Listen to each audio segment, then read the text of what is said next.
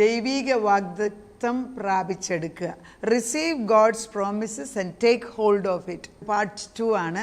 കഴിഞ്ഞ ദിവസം ദൈവത്തിൻ്റെ വാഗ്ദത്തം മോശയ്ക്കും ജോഷുവായ്ക്കും കൊടുത്തതും ജോഷുവായെ ബലപ്പെടുത്താൻ നേരത്തെ ദൈവം തമ്പുരാൻ തന്നെ പറഞ്ഞു, നീ ഭയപ്പെടണ്ട, ഉറപ്പും ധൈര്യമായിട്ടിരിക്കുക, ഞാൻ നിൻ്റെ കൂടെയുണ്ട്. മോശയുടെ ജീവിതകാലം കണ്ടതാണ്. മോശയുടെ ജീവിതകാലത്ത് നിന്നതുപോലെ തന്നെ ഞാൻ നിൻ്റെ കൂടെ ഇരിക്കും. അത് തന്നെ ഞാനും പറയുന്നത്. മോശയുടെയും ജോഷുവയുടെയും ജീവിതകാലത്തിൽ കണ്ട യേശു, അത് യേശു ക്രിസ്തു തന്നെയാണ് പഴയ നിയമത്തിൽ വരുന്ന ദൈവം. ആ ദൈവം നമ്മുടെ കൂടെ ഉണ്ട് ഉണ്ട് ഉണ്ട്, ഉറപ്പാണ്. ഈ ദൈവം ഇട്ടേച്ചു പോന്നു. കാരണം അവൻ വിശ്വസ്തനാണ്.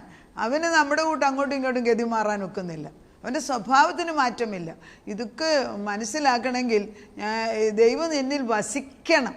വന്ന ഒരു ചീഫ് ഗസ്റ്റായിട്ട് മുമ്പിൽ ഒരു വലിയ കസാരയും കൊടുത്തേച്ച് അവിടെ ഇരുത്തിയേച്ച് മീറ്റിംഗ് കഴിയുമ്പം പറഞ്ഞു വിടുന്ന ദൈവത്തെ അല്ല ഞാനിപ്പോൾ പറയുന്നത്, എൻ്റെ ഉള്ളിൽ വസിക്കുന്നു. അപ്പം ദൈവത്തിൻ്റെ ആത്മാവ് നമ്മളോട് പറയും, ചില ഏറിയ വേണ്ടാത്ത എടുത്ത് കള, ഞാനൊന്ന് പ്രവർത്തിക്കാം. പിന്നെ ദൈവം വരുമ്പോഴേ എല്ലാ പ്രശ്നവും ഒന്നിച്ച് പരിഹരിക്കുകയല്ല. ഇപ്പം നമ്മൾ ജോഷുവയുടെ 3:10 ഞാൻ എടുത്തത് വായിച്ചത്, കർത്താവ് പറയുന്നത് ജീവനുള്ള ദൈവം നമ്മുടെ കൂടെയുണ്ട്. ജോഷുവയെ കൊണ്ട് പറയിപ്പിക്കുക, കനാന്യർ, ഹിത്യർ, ഹിഫിയർ, പെരിസ്യർ, ഗിർഗശർ, അമോര്യർ, എബൂസിയർ, ഇവരെല്ലാം. അപ്പോൾ എത്ര 7 ശത്രുക്കൾ, ശത്രു സൈന്യങ്ങളാണെന്ന് പറയുന്നത്, ചെറുതൊന്നുമല്ല. അത് തന്നെയാണ് നമ്മുടെ തലയ്ക്കെതിരായിട്ട് വരുന്ന ചിന്തകൾ. 1000 നെഗറ്റീവ് തോട്ട്സ് വന്നിട്ടാണ് ഒരു മനുഷ്യൻ സൂയിസൈഡ് ചെയ്യുന്നത്. ഒറ്റത്തേലല്ല, പല ചിന്തകൾ ഇങ്ങനെ ഡിപ്പോസിറ്റ് ചെയ്തിട്ട് ആരും ഇടയ്ക്ക് വന്ന് അതിനെ ബ്രേക്ക് ചെയ്യുന്നില്ല.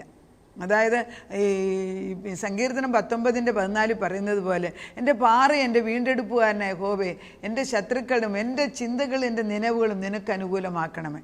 എൻ്റെ ശത്രുക്കൾ അയക്കുന്ന അമ്പുകൾക്ക് ചുറ്റും ഒരു ഹെൽമെറ്റ് ഓഫ് പ്രൊട്ടക്ഷൻ നമ്മുടെ തലയ്ക്കും ശരീരത്തിനും വെച്ചേ ഒക്കത്തുള്ളൂ. കാരണം അത്രമാത്രം ദുരാത്മാവുക്കൾ അല്ലെങ്കിൽ വായുവിൽ ശത്രു വർദ്ധിക്കുന്ന ഒരു കാലത്താണ് നമ്മൾ നിൽക്കുന്നത്. അപ്പം ദൈവത്തിൻ്റെ ആത്മാവ് പറയുന്നത്, സമാധാനത്തിൻ്റെ പ്രഭുവാകുന്ന ദൈവം എൻ്റെ വീട്ടിൽ അല്ലെങ്കിൽ എൻ്റെ ഹൃദയത്തിൽ വസിക്കണമെങ്കിൽ എനിക്ക് ആദ്യമേ യുദ്ധം ദൈവം ഏറ്റെടുത്തു എന്നുള്ള ബോധം വരണം. ദൈവം യുദ്ധത്തിനിടയ്ക്ക് നമ്മൾ യേശു വന്ന് സംസാരിച്ചാൽ കണ്ടിട്ടുണ്ട്. ഈ ദ ചോസൺ എന്ന് പറഞ്ഞ TV പ്രോഗ്രാം സിനിമയായിട്ട് വന്നിട്ടുണ്ട്. ഇപ്പോൾ അത് ഞാനത് മിക്കപ്പോഴും അമേരിക്കയിൽ പോകുമ്പം കാണാറുള്ളതാണ്.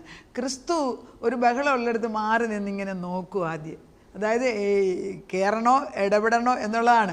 അപ്പം നമ്മൾ ഇഷ്ടമില്ലാത്ത ഒരാൾ ഇടപെടത്ത് വന്നാൽ അവർ നമ്മളെ കൂടെ അടിച്ചിടും. അപ്പോൾ യേശു പോലും വെയിറ്റ് ചെയ്യും. അതുപോലെ ആരുടെ ഹൃദയമാണ് വിനയമെന്നുള്ളത് വെച്ചാൽ അവിടെ യേശു ക്രിസ്തു കടന്നു വരും. ഒരു സൈഡിലെങ്കിൽ യേശു ഉണ്ടെങ്കിൽ പ്രശ്നം പരിഹരിക്കും. അതുകൊണ്ട് 2 സൈഡും നല്ലതാകണമെന്ന് പോലും ഇല്ല. അപ്പം നമുക്ക് പറയാം, ദൈവമേ, എൻ്റെ ഉള്ളിൽ നീ വസിക്കുന്നു, നീ ഒരു ഗസ്റ്റ് അല്ല, എൻ്റെ ഉള്ളിൽ ഒരു അതിഥിയായിട്ടല്ല, ഇന്ന് മുതൽ നീ എൻ്റെ ഉള്ളിൽ വസിക്കുന്നു എന്നുള്ള ഉറപ്പിലാണ് ഞാൻ നിൽക്കുന്നത്. ആ ഒരു വസിക്കുന്നു എന്നുള്ള വരുമ്പോഴത്തേക്ക് ശത്രുവിനെ നീക്കിക്കളയേണ്ട ജോലി, അതായത് എൻ്റെ ഉള്ളിൽ യേശുവാണ് വസിക്കുന്നതെങ്കിൽ പിന്നെ യേശുവിനെതിരായിട്ടുള്ളതിനെ അഴിച്ചടക്കേണ്ട ജോലി ആരുടേതാണ്? യേശുവിൻ്റെ അല്ലേ? അപ്പോൾ തന്നെ നമുക്ക് സമാധാനമായി. അതാണ് ചിലർ പറയുന്നത്, എനിക്കറിയാം എൻ്റെ ദൈവം ചെയ്തിട്ടുണ്ട്. അതേപോലെ ഒന്നും ആയിട്ടില്ല, പക്ഷെ നമ്മൾ ഉറപ്പിച്ച് പറയുകയാണ്. വിശ്വാസത്തെക്കുറിച്ചൊക്കെ എബ്രായ ലേഖനം 11 പറയുമ്പോഴേ ആദ്യ ഭാഗങ്ങളെല്ലാം വിശ്വാസത്തിൽ പ്രാപിച്ചെടുക്കുന്നവരുടെ കാര്യമാണ് എഴുതിയിരിക്കുന്നത്. എന്നാൽ അവസാന അധ്യായം ആകുമ്പോഴത്തേക്ക് പറയുന്നത് അവർ ജീവിച്ചിരുന്നപ്പോൾ കണ്ടില്ല, എങ്കിലും വിശ്വാസത്താൽ, അതായത് ഒരു തലമുറയിൽ കാണാത്തത് അടുത്ത തലമുറയിൽ പാസ് ഓൺ ചെയ്ത് വരും എന്നവർ വിശ്വസിച്ചു. അതിന് എക്സാമ്പിളാണല്ലോ അബ്രഹാമിനോട് ദൈവം പറഞ്ഞില്ലേ, ഈ ആകാശത്തിലേക്ക് നോക്കുക, നക്ഷത്രങ്ങളെ നോക്കുക, താഴോട്ട് നോക്കുക, കടൽക്കരയിലെ മണൽത്തരികളെ നോക്കുക, ഇതുപോലെ നിൻ്റെ സന്തതികളാകും. ജീവിച്ചിരുന്ന കാലത്ത് അബ്രഹാം അത് കണ്ടില്ല. ഇന്ന് ലോക ജനത ഒട്ടുമുക്കാൽ അബ്രഹാമിൻ്റെ മക്കളെന്ന് പറയുന്നതിൻ്റെ റീസൺ അന്ന് ദൈവം കൊടുത്ത വാഗ്ദത്തമാണ്. ആ വാഗ്ദത്തം ഇന്നും നിലനിൽക്കുന്നു എങ്കിൽ അതിനെ ഇല്ലാതാക്കാൻ എന്തൊക്കെ ശത്രുക്കൾ കടന്നു വന്നാലും ദൈവം, ഗോഡ് ഈസ് ഇൻ ചാർജ്. ദൈവത്തിൻ്റെ പരിധിക്കകത്ത് തന്നെയാണ് കാര്യങ്ങൾ ഓടുന്നത്. മനുഷ്യൻ്റെ ബുദ്ധിയിലൊന്നും, മനുഷ്യൻ വിചാരിക്കും നമ്മുടെ കഴിവുണ്ടാകുന്നു, വെറുതെയാണ്. അപ്പം ദൈവത്തിൻ്റെ ആത്മാവ് നമ്മളോട് പറയുകയാണ്, സ്ത്രീയുടെ, അതായത് ദൈവം മനുഷ്യനെ സൃഷ്ടിച്ച് കഴിഞ്ഞപ്പം ദൈവം പറഞ്ഞു, ജീവനുള്ള ജീവവൃക്ഷത്തിൽ നിന്ന് നിങ്ങൾ ഭക്ഷണം കഴിച്ചു, എന്ത് വേണേലും ഫ്രൂട്ട് കഴിച്ചോ, പക്ഷെ നന്മ തിന്മയുടെ കഴിക്കരുത്. അത് അവിടെ തെറ്റിച്ചവർ. അവിടെ തെറ്റിച്ചെന്ന് വെച്ചാൽ എത്ര നാൾ ആദവും ഹവ്വയും ദൈവത്തോട് സ്നേഹത്തോടെ ജീവിച്ചു എന്നുള്ളതിന് ബൈബിളിൽ ടൈം പറഞ്ഞിട്ടില്ല. So it must have been A longer time. But what ever it is, അത് കഴിയുമ്പോൾ ഇവർ പാപം ചെയ്തപ്പം പാപത്തിൻ്റെ ഫലമായിട്ട് ദൈവം പറയുകയാണ് പാമ്പിനാണ്, അതായത് പിശാച് പാമ്പിൻ്റെ രൂപത്തിൽ വന്നതിനാൽ 33:15 പറയുന്നു, ഞാൻ നിനക്കും സ്ത്രീക്കും നിന്റെ സന്തതിക്കും അവളുടെ സന്തതിക്കും തമ്മിൽ ശത്രുത്വം ഉണ്ടാക്കും. അവൻ നിന്റെ തല തകർക്കും, നീ അവൻ്റെ കുതികാൽ തകർക്കും. വളരെ പ്രധാനപ്പെട്ട ഒരു പോയിൻ്റാണ്. അതായത് പിശാച് പാമ്പിനെ ഉപയോഗിച്ചിട്ട് ദൈവത്തിൻ്റെ ആത്മാവിനെതിരായിട്ട് ഉപദേശം കൊടുത്ത് ഹവ്വായും ആദവും തെറ്റിയപ്പോൾ ദൈവത്തിൻ്റെ കോപം ഉൾക്കൊണ്ട പാമ്പിനോട് പറയുകയാണ്, അവൻ നിന്റെ തലയെ തകർക്കും. പിശാചിൻ്റെ തലയെ തകർക്കാൻ നമുക്ക് അധികാരമുണ്ട്. പാമ്പിനോടാണ് പറഞ്ഞത്, പക്ഷേ പിശാചാണ് ഇതിൻ്റെ പുറകെ നിൽക്കുന്നത്. അവൻ്റെ തല തകർക്കാൻ അധികാരമുള്ള നമ്മൾ അവന് കൊടുത്ത അവകാശം എന്തുവാ? എൻ്റെ കുതികാൽ അവൻ ചവിട്ടുമെന്ന്. എൻ്റെ കുതികാലയിൽ അവൻ തകർക്കാൻ എൻ്റെ കാല്. അതുകൊണ്ടാണ് നമ്മൾ പലരുടെ സ്ഥലങ്ങളിൽ കൂടെ നടക്കുമ്പോൾ കാലിൻ്റെ അടിയിൽ കൂടെ ശക്തി കയറി വരുന്ന നമുക്കറിയാം. കാരണം അവൻ വെട്ടേറ്റ് നിലം പരിശായ ഭൂമിയിൽ കളിക്കുന്ന ദുഷ്ടശക്തി കാലിൻ്റെ അടിയിൽ ഒരു തുറപ്പിക്കൂടാണ് പലപ്പോഴും കയറി വരുന്നത്. പലപ്പോഴും അത് ആത്മാവിൽ ശ്രദ്ധയുള്ളവർ, ഈ പ്രത്യേകിച്ച് ഞാൻ ഓർക്കുന്നുണ്ട്, ഈ സൗദിയിലൊക്കെ വെച്ച് ഞാൻ ചിലപ്പം ഈ എല്ലാ വെള്ളിയാഴ്ചയും തല വെട്ടുന്ന ഒരു മോസ്കുണ്ട്. എല്ലാ മോസ്കിലും അവർ ചെയ്യൂല. അതിൻ്റെ അടുക്കൽ ചെല്ലുമ്പോൾ എനിക്ക് നിൽക്കാൻ ഒക്കൂല, ഞാൻ വീഴുന്ന പോലെ എനിക്ക് തോന്നുന്നു. 2-3 പ്രാവശ്യം. അപ്പം ഞാൻ വിചാരിച്ചു എന്താ ഞാൻ കാരണം ഇത് ശക്തി നമ്മുടെ കാലിൻ്റെ അടിയിൽ കൂടെ നമ്മുടെ മേധത്തോട്ട് കയറുന്ന പോലെ നമുക്ക് തോന്നും.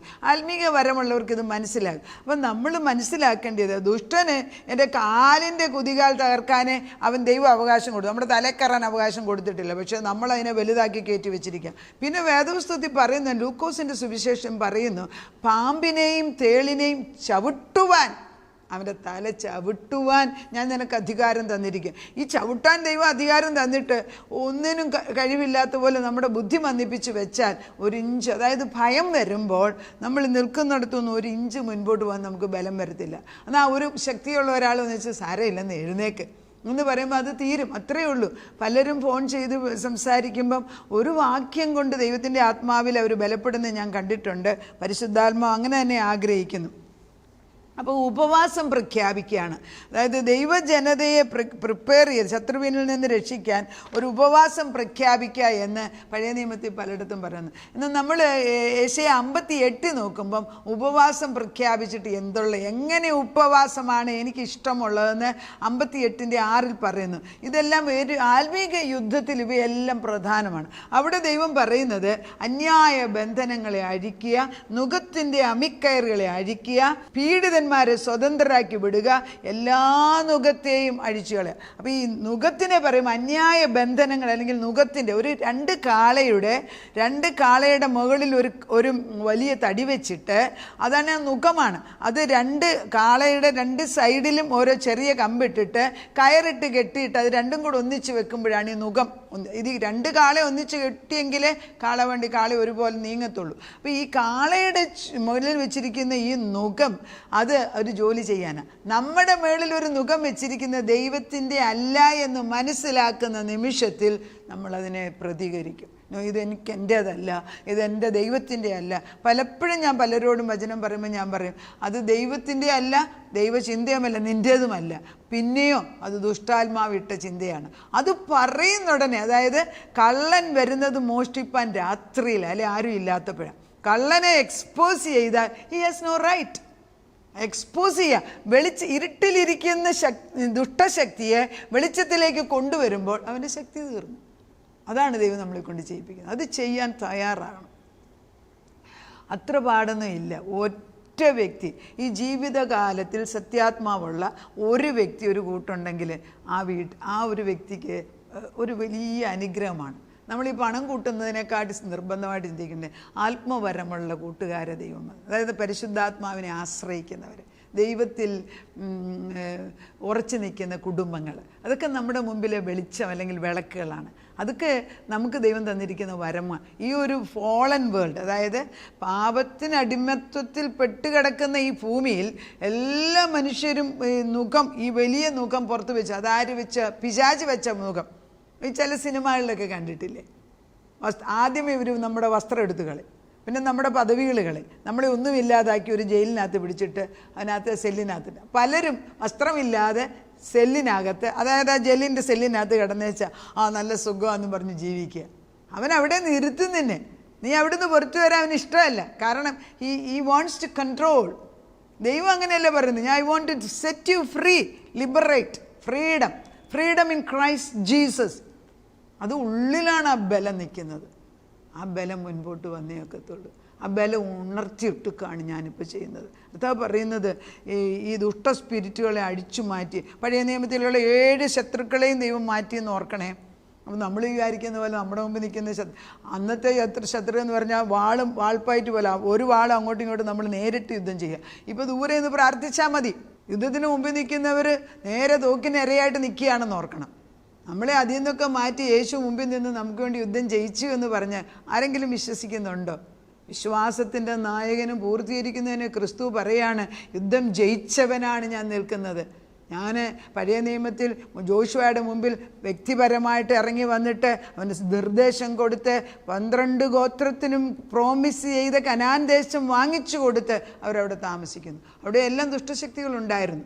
അവരാണ് കനാന്യർ, ഹിത്യർ, ഹിഫിയർ, ഫെരിസ്ത്യർ, ഗിർഗർഷർ. ഇതെല്ലാം ഇവരാണ്. ഇതെല്ലാം എന്തുകൊണ്ട് മാറ്റി എന്നുള്ളത് വേദപുസ്തകം പറയുന്നുണ്ട്. ദൈവമക്കൾക്കൊരു പ്രസക്തിയുണ്ട്. ഞാൻ ദൈവമകനല്ലേ മകളാണെങ്കിൽ ജോഷുവയോട് പറഞ്ഞ വാഗ്ദത്തം ഉറപ്പും ധൈര്യമായിട്ടിരിക്കുക, മുൻപോട്ട് പോകാൻ കാലെടുത്ത് വെക്കുക. ഈ വചനം അനേക ഭവനങ്ങളിൽ കടന്നു വരുമ്പം അതിൻ്റെ കൂടെ പരിശുദ്ധാത്മാവിൻ്റെ ശക്തി അയക്കുകയാണ്. ദൈവം തമ്പുരാൻ തന്നെയാണ്. കാരണം ഈസ് അബൈഡിങ്. അവൻ നമ്മളിൽ വസിക്കുന്നു എന്ന് പറഞ്ഞതിനാൽ അവൻ തന്നെയാണ് വചനം അയക്കുന്നത്. ദൈവം നമ്മളെല്ലാവരെയും ഉയർന്ന തലത്തിലേക്ക് അല്ലെങ്കിൽ ദൈവീക തലത്തിലേക്ക് കയറ്റട്ടെ. പ്രാർത്ഥിക്കാം. നാഥ, നിൻ്റെ വചനത്തിന് തെറ്റുപറ്റത്തില്ല. വചനം ജീവനും ചൈതന്യവുമുള്ള ഇരുവാൾത്തലയുള്ള വാള്. ആ വാള് ഇപ്പം കർത്താവ് ഞങ്ങൾ കാണുന്ന മനുഷ്യൻ്റെ വാളല്ല, കർത്താവിൻ്റെ വെളിപ്പാടി പറയുന്ന ദൈവത്തിൻ്റെ വാള്. അത് അപ്പച്ചൻ്റെ തന്നെ നാവാണ്. ആ നാവ് കൊണ്ട് ഒരു വചനം പറഞ്ഞാൽ അത് നടക്കും. ആഗ്രഹമുള്ളവരുടെ ഭവനങ്ങളിൽ ഇത് പ്രവർത്തിച്ചിട്ടല്ലാതെ തിരിച്ചു വരരുത്. നീ ഞങ്ങളുടെ കൂടെ ഒരു വിസിറ്ററായിട്ടല്ല ഇപ്പം നിൽക്കുന്നത്, ഞങ്ങളുടെ കൂടെ വസിക്കുന്നു. അപ്പച്ചൻ്റെ തല ചായ്ക്കാൻ ഒരിടം നമ്മുടെ ഭവനങ്ങളിൽ, നമ്മുടെ ഹൃദയങ്ങളിൽ ഉണ്ട് എങ്കിൽ കർത്താവ് നമ്മുടെ കൂടെ വസിക്കാൻ ആഗ്രഹിക്കുന്നു. ആ ഒരു പദവിയിലേക്ക് ഞങ്ങളെ മനസ്സിലാക്കി ഞങ്ങൾ ആത്മീയ മക്കളാണെന്നും ആത്മാവ് ഞങ്ങളിൽ പ്രവർത്തിക്കുന്നുണ്ട് എന്നും കർത്താവ് ആത്മാവാകിയാൽ ആത്മാവിനൊരു ശരീരം ആവശ്യമുള്ളത് ഞങ്ങളുടെ ശരീരമായിട്ട് കൊടുത്തുകൊണ്ടാണ് ഞങ്ങൾ ഇരിക്കുന്നത്. കർത്താവ്, നിൻ്റെ വചനം ചെന്നുകൊണ്ട് അത് പ്രവർത്തിച്ചേ പറ്റൂ. തലമുറകളുടെ മേലുള്ള നുകത്തിൻ്റെ അമിക്കയറുകൾ അഴിഞ്ഞു മാറട്ടെ. ഈ സമയത്ത് അഴിഞ്ഞു മാറട്ടെ. ബുദ്ധിഹീനതായിട്ട് ഇരിക്കുന്നവർക്ക് ബുദ്ധിഭ്രമം മാറിയിട്ട് ദൈവബുദ്ധി ഇട്ടുകൊടുക്കണം. അതുകൊണ്ടാണല്ലോ യെശയ്യാ 11:2 പറയുന്നത്, യഹോവയുടെ ആത്മാവ് അത് ചെന്നാലേ ബുദ്ധിഭ്രമം മാറത്തുള്ളൂ. യഹോവയുടെ ആത്മാവ് തന്നെ ജ്ഞാനത്തിൻ്റെയും വിവേകത്തിൻ്റെയും ആലോചനയുടെയും ബലത്തിൻ്റെയും യഹോവ ഭക്തിയുടെയും പരിശുദ്ധ ജ്ഞാനത്തിൻ്റെ ആത്മാവിനെ കൊണ്ട് മക്കളെ നിറയ്ക്കുന്നു. അതാ നിൻ്റെ സമാധാനം നമ്മുടെ തലമുറകളിലേക്ക് വീഴട്ടെ. അത് ഞാൻ തരുന്ന സമാധാനം, അത് ദൈവം മനുഷ്യൻ കാണുന്ന സമാധാനമല്ല, നമ്മൾക്ക് മനസ്സിലാകാൻ വയ്യാത്തതായ ദിവ്യ സമാധാനം ഞങ്ങളുടെ ഹൃദയങ്ങളിൽ ഇപ്പോൾ ഭരിക്കട്ടെ. ഭയം മാറി അപ്പച്ച, ഭയം മാറി ഞങ്ങളെ ആത്മാവില തീരത്തേക്ക് സ്വസ്ഥതയുള്ള വെള്ളത്തിൻ്റെ അരികിലേക്ക് ഞങ്ങളെ കൊണ്ടുവന്ന് നിർത്തി. ഇനിയിപ്പോൾ അപ്പച്ചൻ പറയുന്നത് ഞങ്ങൾ പ്രത്യേകം കേൾക്കും. ഇതുവരെ കേൾക്കാനൊക്കത്തില്ലായിരുന്നു. അത് കളം നിലം ശരിയാക്കി കഴിഞ്ഞു, വെള്ളം ഒഴിച്ചു കഴിഞ്ഞു, നല്ല വിത്തിട്ടിരിക്കുകയാണ് അടുത്ത്. അതെല്ലാം കിളുത്തേ ഒക്കത്തുള്ളൂ. അതിനൊരു വിളവെടുപ്പ് നീ തരും ദൈവമേ. നാഥ, പ്രാർത്ഥന കേട്ട് ഉത്തരം തന്നതിന് സ്തോത്രം. യേശു ക്രിസ്തുവിൻ്റെ പൊന്നുനാമത്തിൽ തന്നെ. ആമേൻ.